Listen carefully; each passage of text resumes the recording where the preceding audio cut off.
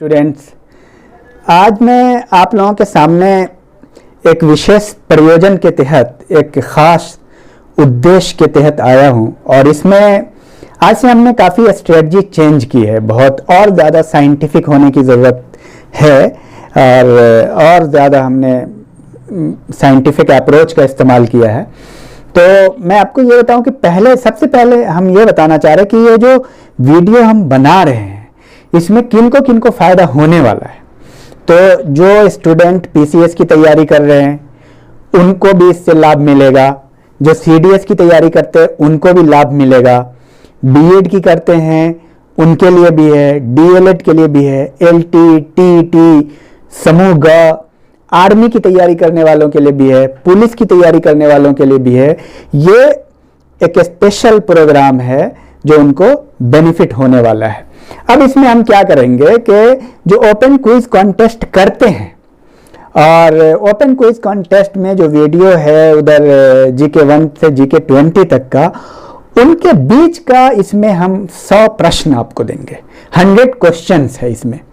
ये 100 questions answer के साथ, ताकि जो स्टूडेंट सुनना चाह रहे हैं, कहीं हैं और सुन करके याद करना चाह रहे हैं, अब मान लिया 20 वीडियो तलाश करने में उनको दिक्कत होती है, तो वो उस 20 वीडियो का मोस्ट प्रोबेबली 50% मटेरियल एक ही वीडियो से ले सकते हैं। अब इसके साथ एक और मामला ये है कि इसमें जो आपके सवाल होंगे और जो आपके ओपन क्विज कंटेस्ट में आएंगे, 50% इसमें आने की संभावना है और 50% आपके जीके 1 से जीके 20 से आएंगे। इस बात को अच्छे से समझ लीजिए, 100% नहीं आएंगे।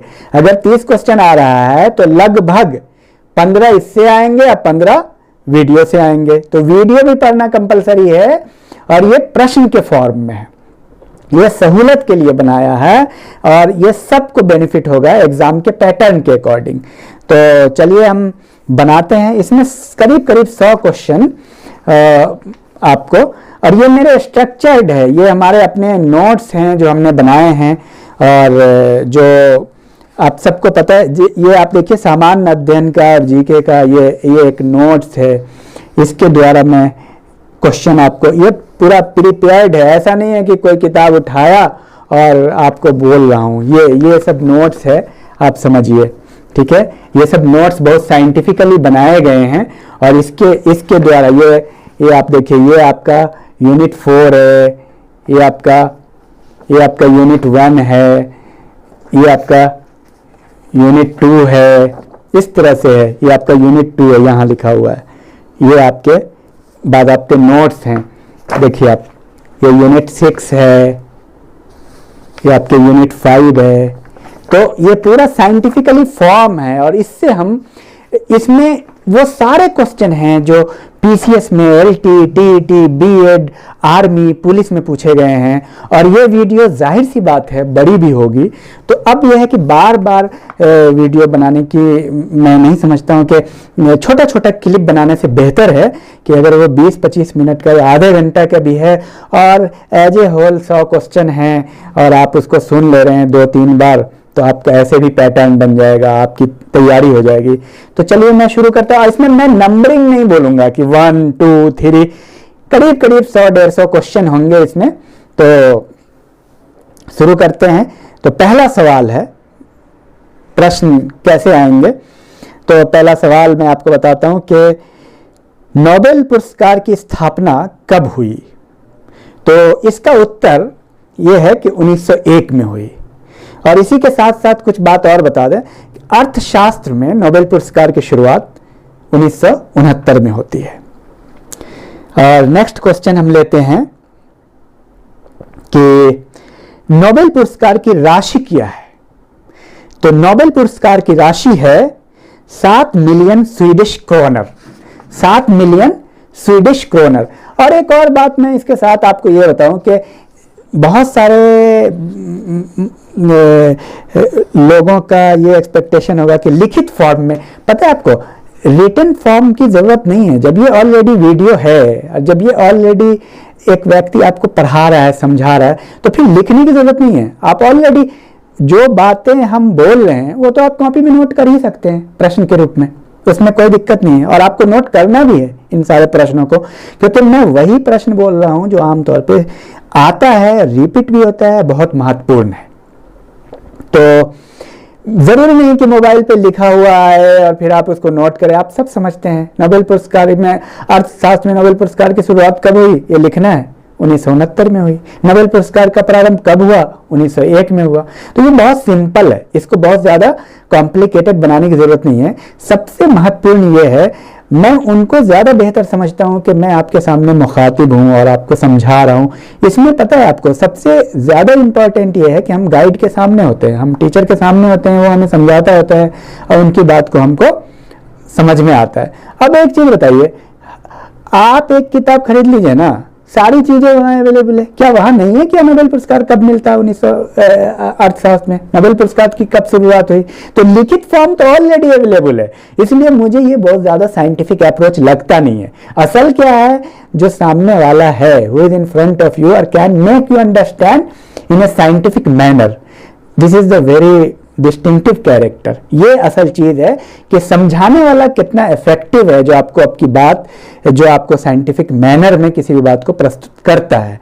ये नहीं है कि लिखित रूप में आ रहा है तो अब तो फिर सवाल ये पैदा होता है कि फिर वीडियो का इंपॉर्टेंस क्या है? वीडियो का इंपॉर्टेंस है कि आप कहीं पे भी हैं, आप किचन में हैं, आप बस में हैं, आप कार में हैं, आप कहीं पे भी हैं, लगा दिया, काम भी कर रहे हैं, आप सुन रहे हैं, लिखने का तो कोई मतलब ही नहीं है।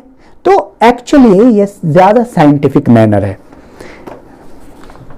चलिए नेक्स्ट क्वेश्चन है कि विश्व का सबसे बड़ा मरुस्थल और सहारा मरुस्थल है, और कालाहारी मरुस्थल ये कहां का मरुस्थल है? तो ये है दक्षिण अफ्रीका का और बोत्सवाना में है मोस्टली। भारत में जो मरुस्थल है उसका नाम क्या है? तो भारत में जो मरुस्थल है उसका नाम है थार, और ये जो थार मरुस्थल है ये राजस्थान में है और राजस्थान के पश्चिमी इलाके में है। इसको आप समझिए, मैप आप जरूर रखिए, मैं बार बार बोल रहा हूं। नेक्स्ट क्वेश्चन है कि भैंस की सर्वाधिक दूध देने वाली भारतीय नस्ल कौन सी है? और वो मुर्रा है, आप जानते हैं। और नेक्स्ट क्वेश्चन है, त्योहारों का नगर कौन है? त्योहारों का नगर मदुरई को कहा जाता है। और सुपर प्रसारित नगर किसे कहा जाता है? तो सुपर प्रसारित नगर चेन्नई को कहा जाता है। और नेक्स्ट में क्वेश्चन है कि मानव यूरिया का सामान्य स्तर कितना होना चाहिए? वो 17 से 30 mg पर 100 ml होना चाहिए। पुरुष में हीमोग्लोबिन की मात्रा कितनी होनी चाहिए? 14.5 टू 15.5 ग्राम होनी चाहिए पर 100 ml में। नेक्स्ट क्वेश्चन है कि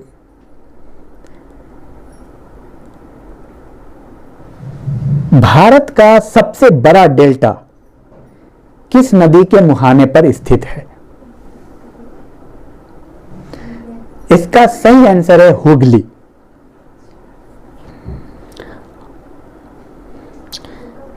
और एक सवाल है कि टैप वर्म का कैरियर कौन है, किसके द्वारा फैलता है? तो इसका सही उत्तर है सूअर। और रेबीज किसके द्वारा फैलता है? तो इसका उत्तर है डॉग।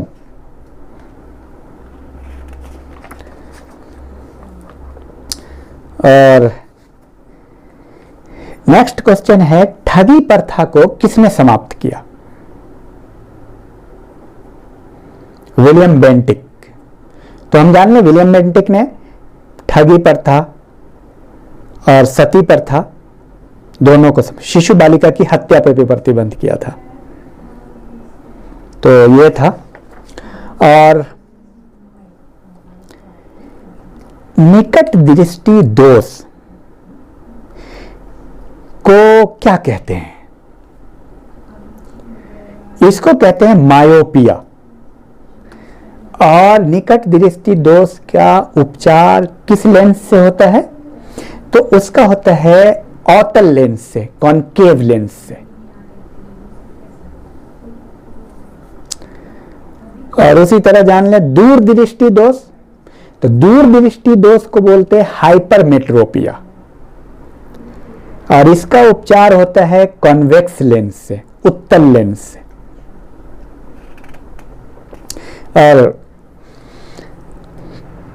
रैम कंप्यूटर से जुड़ा हुआ वर्ड है, RAM। रैम का क्या अर्थ है? तो रैंडम एक्सेस मेमोरी। उसी तरह साथ में इसी के साथ है ROM, read only memory. Next में है कि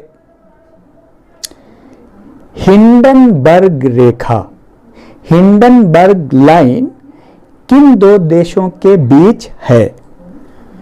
तो है जर्मनी और पोलैंड के बीच। और 38वां समानांतर रेखा, 38 पैरेलल लाइन, बहुत मशहूर है ये। तो 38वां समानांतर रेखा उत्तर कोरिया और दक्षिण कोरिया के मध्य है, 38वां समानांतर। तो आपको पता ही है उत्तर कोरिया के शासक काफी मोटे तगड़े हैं, वहीं से ये लाइन जाती है 38वीं समानांतर रेखा। और नेक्स्ट ब्रह्मपुत्र को असम में क्या कहते हैं? तो ब्रह्मपुत्र को असम में दिहांग कहते हैं और तिब्बत में सांगपो कहते हैं।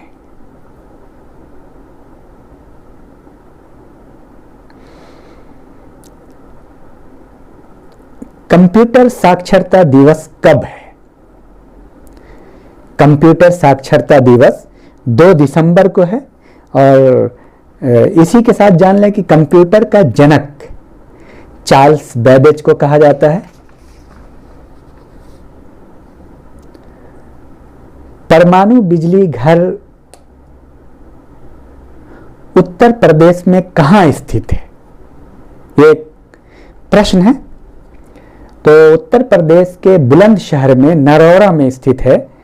और सवाल आ सकता है कि महाराष्ट्र में कहां है? तो महाराष्ट्र में परमाणु बिजली घर तारापुर में।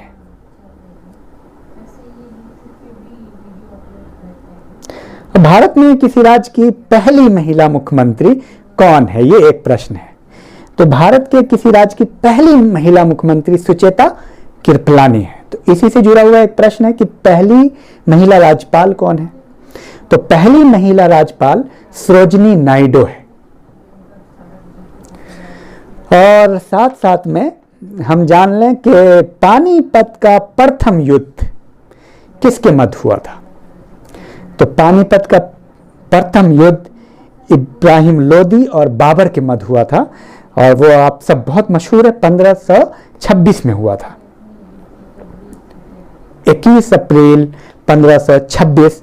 तो इसी के साथ जुड़ा हुआ दूसरा भी प्रश्न जान लेते हैं कि पानीपत का दूसरा युद्ध कब हुआ? अकबर और हेमू के मध्य हुआ 5 नवंबर 1556, यानी 30 साल बाद 1526 को हुआ था इब्राहिम लोदी और बाबर के मध्य, और वो अकबर और हेमू के मध्य हुआ। और नेक्स्ट है कि शून्य का आविष्कारक कौन है? तो ये बहुत मशहूर प्रश्न है। आर्यभट्ट हैं। लेकिन आर्यभट्ट थे कौन? आर्यभट्ट किस फील्ड के माहिर थे? तो आर्यभट्ट एस्ट्रोनॉमिस्ट और खगोल शास्त्री हैं। और आर्यभट्ट किसके समय में थे, यह भी प्रश्न आ सकता है इससे जुड़ा हुआ। तो आर्यभट्ट गुप्तकालीन है।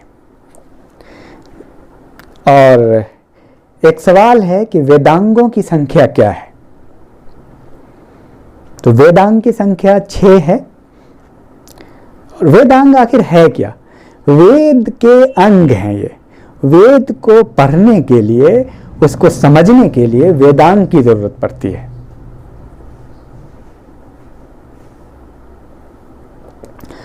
और अवतल दर्पण का उपयोग क्या है?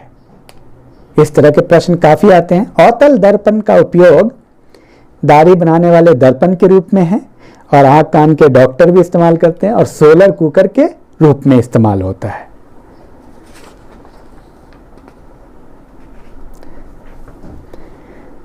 तो एक क्वेश्चन है, प्रथम मिस यूनिवर्स, भारत की प्रथम मिस यूनिवर्स, इसका सही उत्तर है सुष्मिता सेन। हाँ, एक सवाल है, काफी आता है कि भारत में जनगणना का प्रारंभ कब हुआ था? तो भारत में जनगणना का प्रारंभ 1872 में हुआ था। लॉर्ड मेयो ने कराया था, लॉर्ड मेयो के कार्यकाल में हुआ था। लेकिन सिस्टमेटिक तौर पे, नियमित रूप से जनगणना भारत में 1881 में होता है, लॉर्ड रिपन के काल में। तो ये दोनों अक्सर एग्जाम में पूछे जाते हैं, इस तरह के प्रश्न। और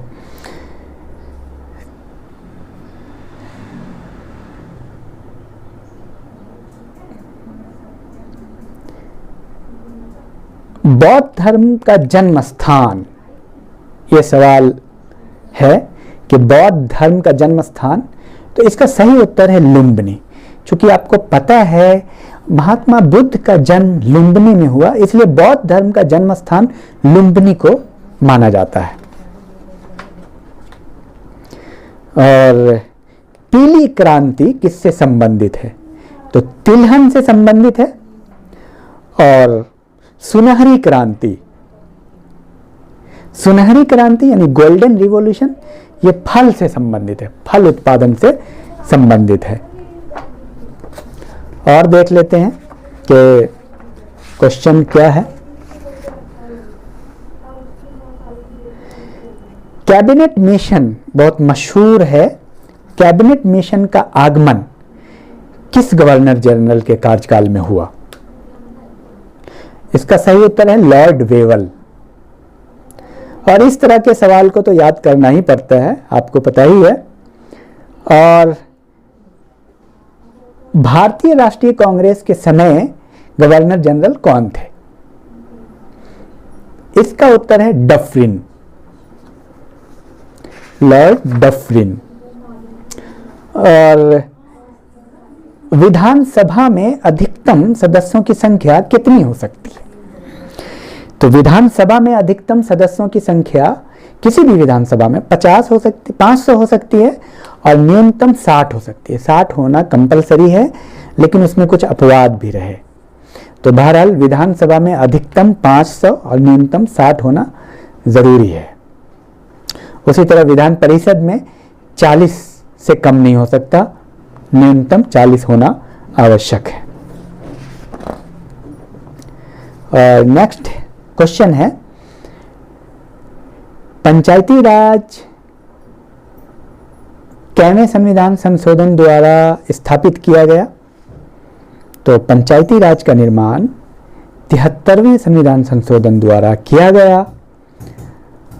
और पंचायती राज का कार्यकाल कितना होता है? तो पंचायती राज का कार्यकाल 5 वर्ष का होता है। और इसमें लक्ष्य है लोकतांत्रिक विकेंद्रीकरण, डेमोक्रेटिक डिसेंट्रलाइजेशन। पावर को डिसेंटर करते हैं, मतलब सेंटर से डिसेंटर होता है। पावर हर एक व्यक्ति के हाथ में आना चाहिए। प्रधानमंत्री के हाथ में है, मुख्यमंत्री के हाथ में है, और जिला परिषद के हाथ में है, और समिति के हाथ में है, पंचायत समिति, ग्राम पंचायत के हाथ में। इस तरह से पावर का वितरण हो रहा है। पावर का जितना डिस्ट्रीब्यूशन होगा, डिसेंट्रलाइज होगा, उतना आम जनता सशक्त होगी और लोकतंत्र मजबूत होगा। असल इसके पीछे रीजन ये है। हुमायूंनामा के लेखक गुलबदन बेगम। और एक सवाल है कि सिकंदर कहाँ का शासक था? तो सिकंदर मकदूनिया का शासक था। भारत पे कब आक्रमण किया? 326 ईस्वी पूर्व में। काफी रिपीटेड क्वेश्चन है, आते रहते हैं। और नेक्स्ट,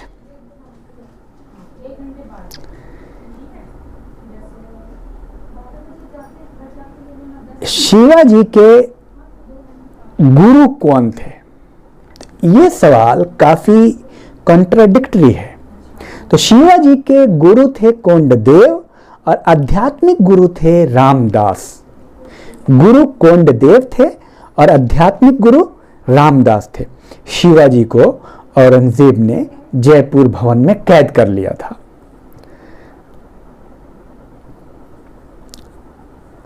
एक है परियोजना, नागार्जुन सागर परियोजना किस नदी पर है? ये कृष्णा नदी पे है, आंध्र प्रदेश में है। और हीराकुंड परियोजना, ये भी क्वेश्चन काफी मशहूर है। तो हीराकुंड परियोजना महानदी पर स्थित है जो उड़ीसा में है। एक दो परियोजना और देख लेता हूं। श्रावती परियोजना, ये श्रावती नदी पे है जो कर्नाटक में है। और एक है तुलबुल परियोजना, और ये तुलबुल परियोजना झेलम नदी पे है, जम्मू एंड कश्मीर में है तुलबुल परियोजना।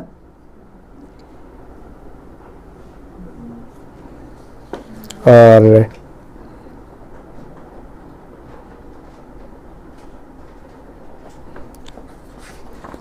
नेक्स्ट में आ जाते हैं कि कुचिपुड़ी कहाँ का नृत्य है? तो ये आंध्र प्रदेश का नृत्य है। मांडी कहाँ का नृत्य है? तो मांडी गोवा का नृत्य है। और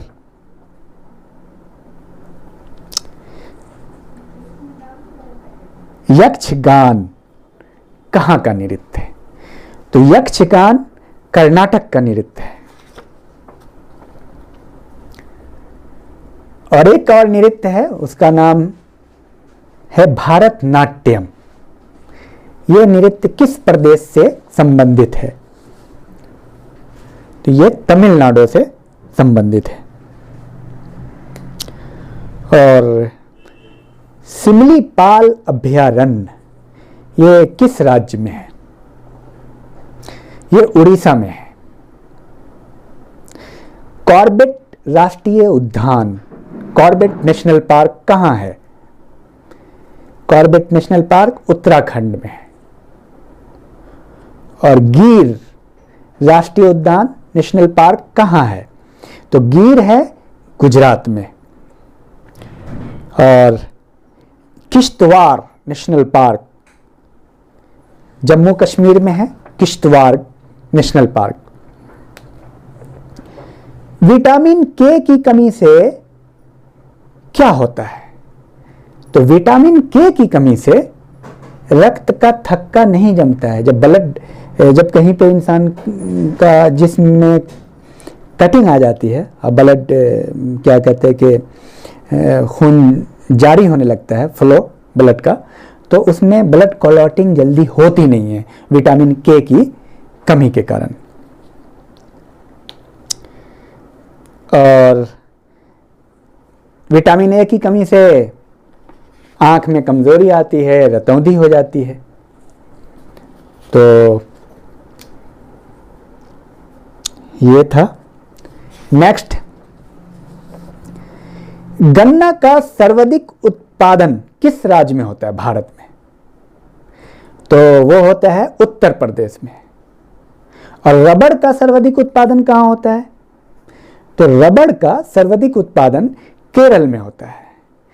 और गेहूं का सर्वाधिक उत्पादन ये भी यूपी में होता है।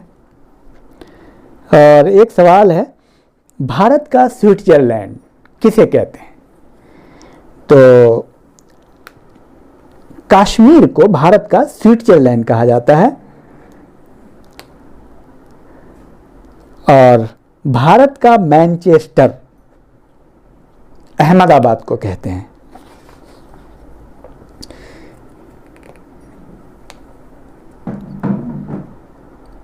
एक कॉन्सेप्ट है कि पृथ्वी सूर्य के सबसे क्लोज होती है, वो कौन सा डेट है जिसमें पृथ्वी सूर्य के सबसे अत्यधिक नज़दीक होती है? तो वो है 3 जनवरी।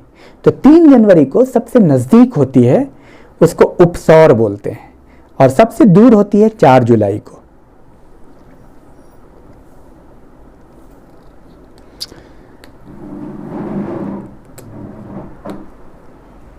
और एक और कंसेप्ट है कि एक ऐसा ब्लड ग्रुप जो सबसे ब्लड ले सकता है, उसको यूनिवर्सल रेसिपीटर कहते हैं, वो कौन है? कई बार ये प्रश्न आया है। तो सबसे जो ब्लड ले सकता है, सर्वग्रहता कहते हैं उसको, वो है AB। AB एक ऐसा ब्लड ग्रुप है जो सबसे ब्लड ले सकता है। नेक्स्ट क्वेश्चन है कि मुस्लिम लीग की स्थापना 1906 में हुई है, इसके संस्थापक कौन है? तो इसके संस्थापक हैं आगा खां और नवाब सलीमुल्लाह खां। आगा खां और नवाब सलीमुल्लाह खां हैं। और मानवाधिकार दिवस कब मनाया जाता है? तो मानवाधिकार दिवस 10 दिसंबर को मनाया जाता है।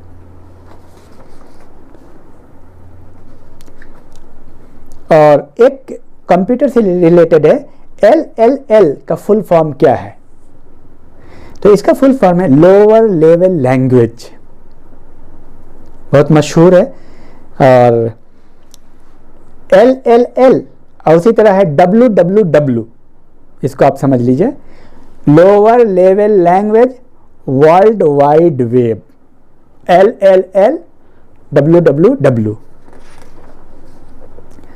और नेक्स्ट क्वेश्चन है कि भोपाल गैस त्रासदी कब हुई थी? ये प्रश्न बहुत बार आते हैं।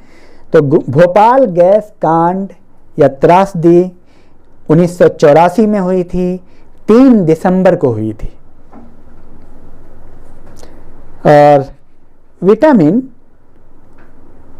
B6 की कमी से क्या होता है? विटामिन B6 की कमी से क्या होता है? तो विटामिन B6 की कमी से होता है हर्मेटाइटिस। उसी के साथ जान लीजिए प्रोटीन की कमी से क्या होता है? तो प्रोटीन की कमी से क्वाशरकोर होता है, मैरेस्मस होता है।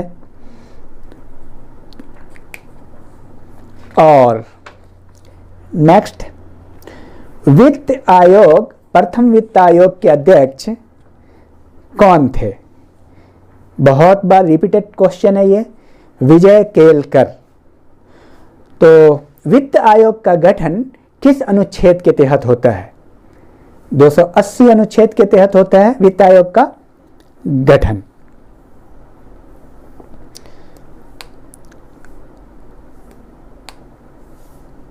और एक सवाल है कि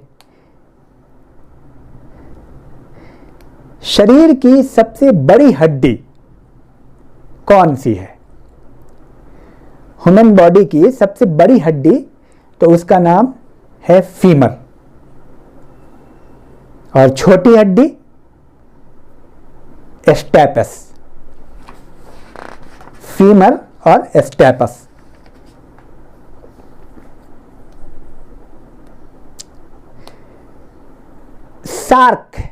सार्क का गठन कब हुआ था? तो सार्क का गठन हुआ था 1985 में, 7-8 दिसंबर 1985 में हुआ था। और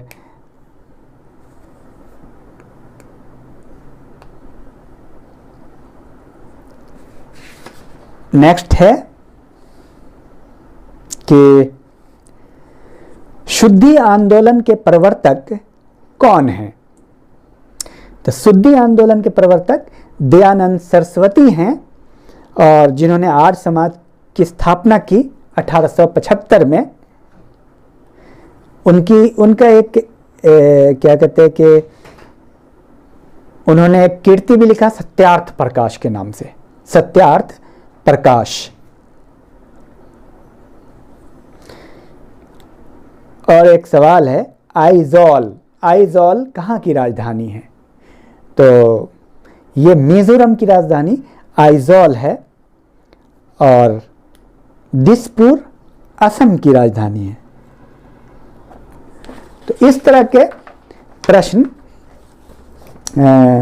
ओपन क्विज कंटेस्ट, ये इस तरह के प्रश्न आपको तमाम पीसीएस से लेके, हालांकि मैं आईएएस को इसमें शामिल नहीं करता, हाँ आईएएस के विद्यार्थी थोड़ा तथ्यों को देखने के लिए सुन सकते हैं, पर ये पीसीएस, एलटी, टीटी, बीएड, समूह ग, ग्राम विकास अधिकारी और आर्मी, पुलिस, जितने भी इस तरह के एग्ज़ाम हैं, सीडीएस में भी, वो सब इससे फ़ायदा उठा सकते हैं। तो थैंक यू।